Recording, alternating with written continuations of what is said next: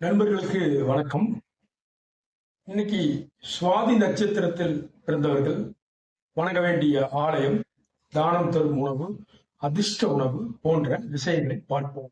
சுவாதி நட்சத்திரத்தின் அதிதேவதை பாத்தீங்கன்னா நரசிம்ம பெருமாள் ஆகும். சுவாதி நட்சத்திரத்தின் ஸ்தல விருட்சகம் மருதமரம் ஆகும்.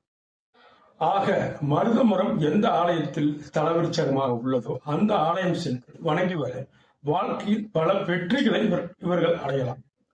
அப்போ ஒரு மலை ஃபுல்லா மருத மரம் நிறைந்த மருதமலை இவங்க வாழ்க்கையில ஒரு தடவையாவது செல்ல வேண்டும். கோவையில் இருக்கும் மருதமலை முருகனை வாழ்க்கையில் ஒரு தடவையாவது இவர்கள் தரிசிப்பது வாழ்க்கையில் பல தடைகளை தகர்த்தது. இவர்கள் பாத்தீங்கன்னா இவர்கள் பறவை பாத்தீங்கன்னா தேனி. அப்போ தேனீக்கள் பாத்தீங்கன்னா எவ்வளவு சுறுசுறுப்பாக உள்ளதோ அது போல இவர்களும் வாழ்நாள் முழுவதும் சுறுசுறுப்பாக இருப்பார்கள். ஓரிடத்தில் அமர்ந்திருப்பது இவர்களுக்கு பிடிக்காது.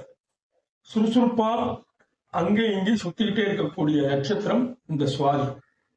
அப்போ இவர்கள் தானம் செய்வது பாத்தீங்கன்னா விபூதி, சந்தனம், கற்கண்டு போன்ற பொருள்களை கோவிலுக்கு தானம் செய்வது இவர்களுக்கு பாத்தீங்கன்னா அதிர்ஷ்ட வாய்ப்புகளை அள்ளித்தரும். அதே போல உணவில் இவர்கள் வல்லாரைக்கீரை அதிகம் சேர்த்துக் கொள்ள வேண்டும். அதுவும் இவர்களுக்கு வெற்றி வாய்ப்புகளை தரும்.